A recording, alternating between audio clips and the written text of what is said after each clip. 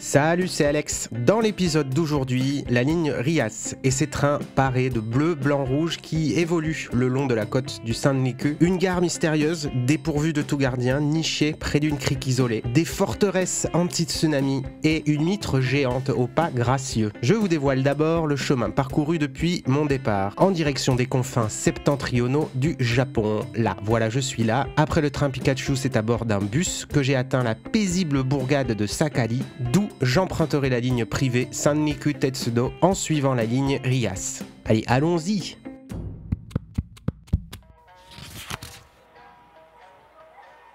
Voilà la modeste gare de Sakari. Ici le guichet et sa salle d'attente. Une bonne atmosphère familiale, la télévision bruisse. Et comme d'habitude dans ce genre de petite gare privée, des publicités, des brochures tapissent les murs. Un bon vieux poêle à mazout qui diffuse sa chaleur bienveillante. 11 départs de train seulement par jour. Les bancs aux couleurs Coca-Cola et la machine à tickets. Il y a tant de choses à regarder dans ces petites gares que l'ennui trouve pas sa place en attendant le train. Il y a 1000 détails à observer, à scruter partout. Origami suspendus, photographies de la région, les trains, des souvenirs de la compagnie, des goodies. Des mots doux inscrits sur des coquillages. La déco ne peut pas être plus authentique. Ça représente vraiment l'implication des employés, de ceux qui prennent soin de la gare. Et par moments, comme je disais avant, ça fait vraiment familial, quoi. Entre l'horloge Jiffy et les affiches. Et bien sûr les tampons. On n'oublie pas les petits tampons. Pas mal. Sur le quai, je suis accueilli par un petit lapin, accompagné de ces chats espiègles qui me tendent un sanma. C'est un poisson fin et effilé, spécialité de la région.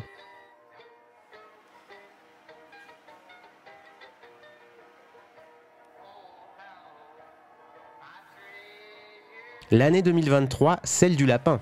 Allez, on garde espoir pour le reste de l'aventure. Et voici ce magnifique petit train vêtu de bleu, blanc, rouge, d'une classe indéniable. C'est bientôt l'heure du départ.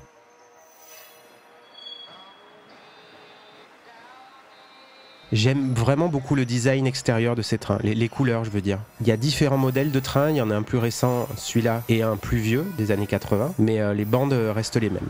La déco reste pareille. Le bleu évoquant l'immensité de la mer, le rouge la passion des chemins de fer, et le blanc la sincérité qui règne ici.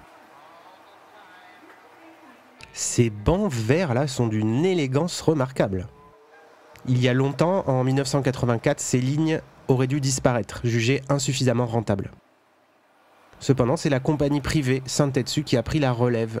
Le train s'apprête à partir et c'est bien évidemment l'instant canap. Et je suis pas déçu pour un modèle récent, mais contemplez-moi ce mariage merveilleux entre le rouge et le crème. Design sobre, charme d'antan, c'est tout simplement parfait. Et ainsi le voyage commence.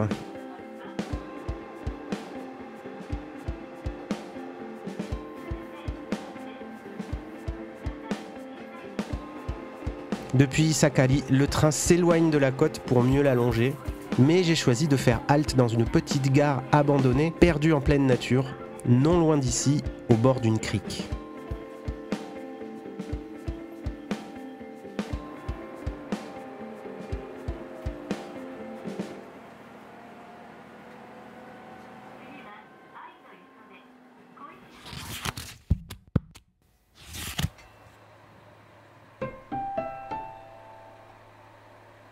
Bon, me voilà arrivé.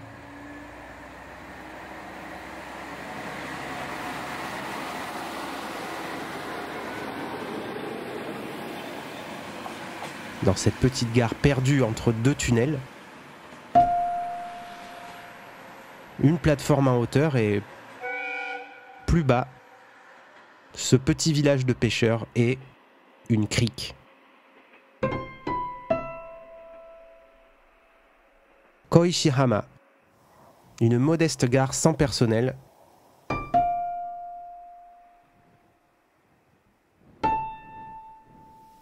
Qui se révèle être bien plus qu'une simple plateforme en hauteur. La salle d'attente est en fait transformée en hôtel de prière.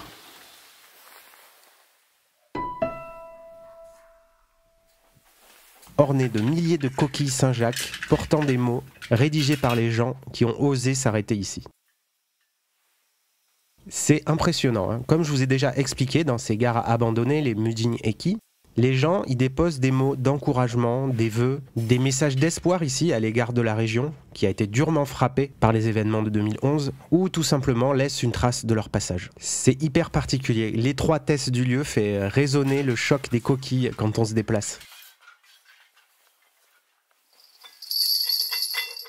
Comme à mon habitude, j'ai formulé mon petit vœu, mais la boîte est vide, il n'y a plus de coquilles dispo pour y laisser un petit mot. C'est dommage, il y avait pourtant tous ces beaux feutres à disposition.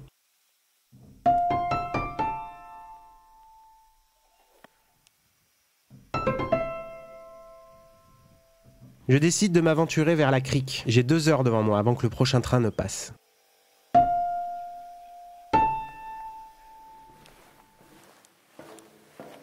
Initialement, j'avais prévu de déguster un petit repas à base de Saint-Jacques dans ce petit restaurant.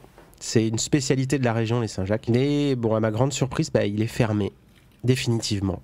Et arrivé près de la crique, abasourdi, je découvre cet imposant manteau de béton.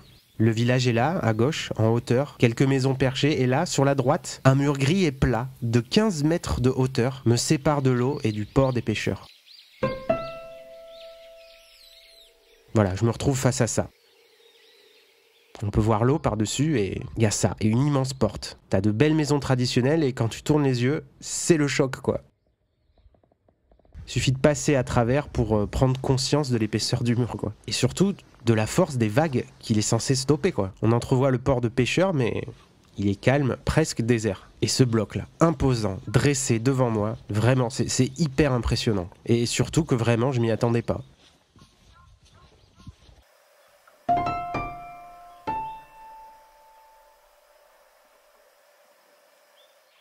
Et la taille de la porte, quoi. Vraiment, ça témoigne de la puissance des cataclysmes qui peuvent frapper ces endroits, quoi. Depuis le tsunami de 2011, l'activité de pêche a considérablement diminué dans ce genre de petits ports, quoi. Destruction, reconstruction et parfois pas de reconstruction. À cette époque, le gouvernement a décidé de bâtir ces murs de 15 mètres de hauteur le long de toute la côte du Sanriku. Ça fait une distance de 450 km, c'est énorme.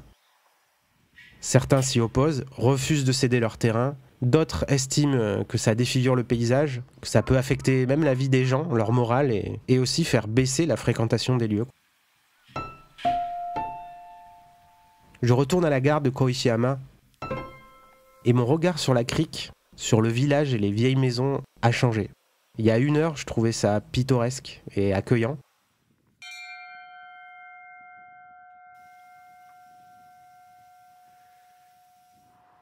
Maintenant, une certaine tristesse me prend et je discerne le mur, loin, dans le paysage, que j'avais pas vu auparavant. Il est bien là, en fait, et il me fait peur.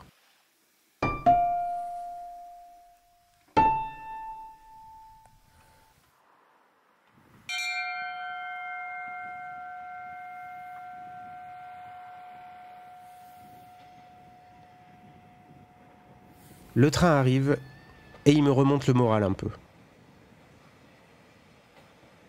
Celui que j'ai pris avant, c'était un modèle de 2014. Et celui qui arrive là, c'est celui que je voulais absolument prendre. Il est là depuis le début des années 80. Et il a une super gueule. Le train quitte cette petite crique de Koishihama et nous continuons le long de la côte.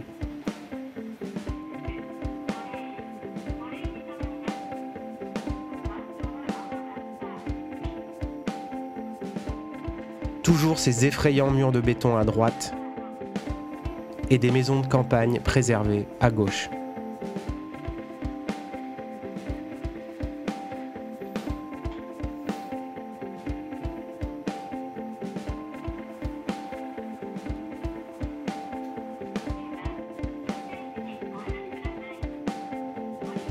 À un moment donné, alors que le train s'arrête à une petite gare, voilà qu'apparaît cette équipe télé et cette huître géante.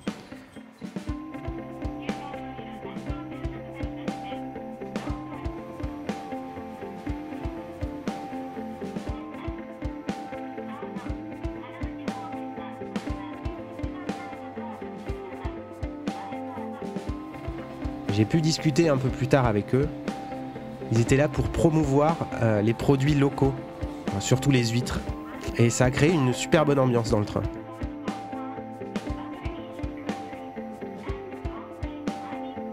Oh les petits chats, mais cette fois-ci c'est avec un saumon.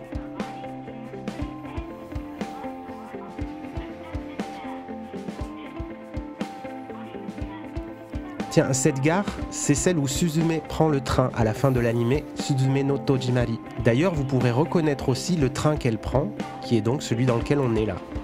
La ligne Rias.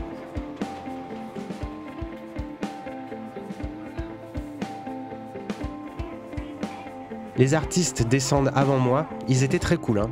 Le mec qui avait l'air d'être le chef m'a dit « bon voyage » en français, quoi, en partant.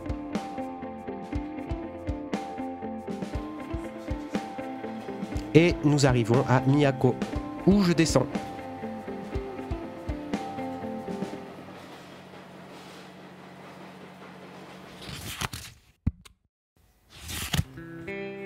Dans le train que j'ai repris à Koishihama, il y avait un groupe de mecs qui avaient l'air d'être en mode week-end entre potes. Ils buvaient des coups et là, ils draguent la conductrice du train qui, je l'avoue, était particulièrement cool, je dirais.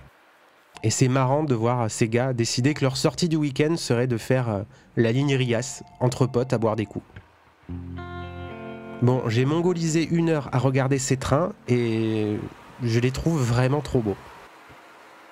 Ensuite, je vais prendre le train local JR sur la ligne Yamada, qui traverse les montagnes jusqu'à Morioka. Mais j'ai du temps devant moi, alors je décide de faire une pause. Je remarque que juste devant la gare, à côté du premier quai, se trouve un petit restaurant rapide de nouilles. Et je me délecte alors de Ebiten Soba. C'est juste des soba avec une tempura de crevettes. C'est parfait. Il n'y a rien de mieux qu'un petit shop de soba comme ça dans les petites gares. L'ambiance est trop bien. On peut regarder les trains en mangeant. C'est vraiment, j'adore. On est à 2 pas du quai pour repartir au cas où. C'est très pratique et pas cher du tout. Bon, j'ai décidé d'aller faire un petit tour, surtout vers le port.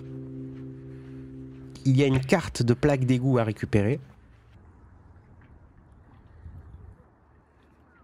Et 7 plaques d'égout avec racaillou. Dans la région, racaillou symbolise justement l'énorme couverture de béton anti-tsunami de la côte Sanriku. Et vers l'embouchure, il y a cette colossale, énorme écluse de béton. Peut-être, je sais pas, 30, 50 mètres, voire plus, je sais pas. Et c'est toujours en construction. C'est hallucinant. On retrouve le mur et les immenses portes ici aussi. J'ai récupéré la carte. La plaque d'égout représente une race de saumon de la région et une carte de plus à la collecte. Pas mal.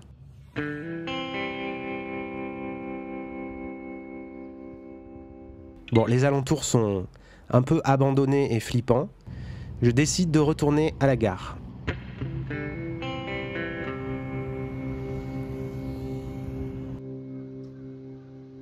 C'est très étrange ce barbier là, cette lumière qui clignote à l'intérieur.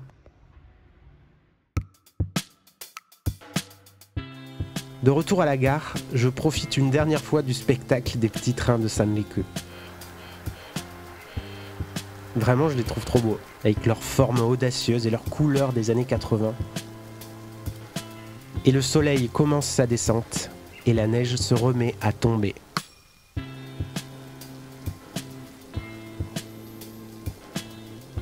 Je prends mon petit train de guerre de la ligne Yamada, qui traverse les montagnes et les torrents à une allure relativement basse.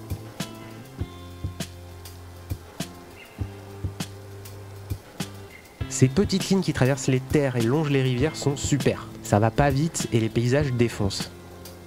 Je profite donc de cette atmosphère.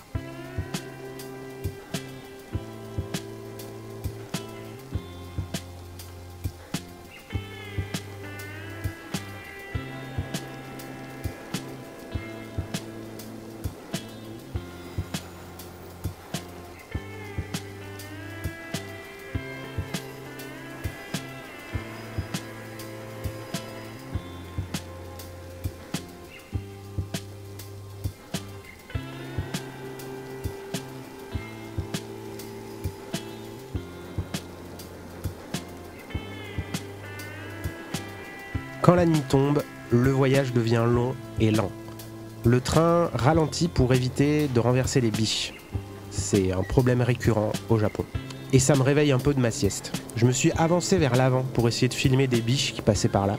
Et les gars bourrés qui draguaient la fille pilote de la ligne Rias m'ont interpellé. C'était drôle, on a parlé de biches, de train, ils trouvaient ça amusant de voir un étranger faire un voyage comme le mien. Et j'ai aussi profité d'un saké sec qui m'explique que la vie des garçons aussi est sèche.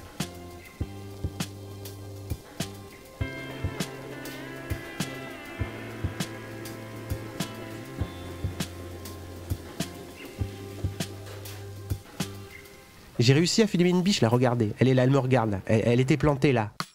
Bon, je suis exténué, mais arrivé à Morioka. Merci encore, mon petit train de guerre. Et je vous laisse là. On se retrouve plus tard pour la suite de l'aventure. Ah oui, un train exceptionnel. J'en dis pas plus.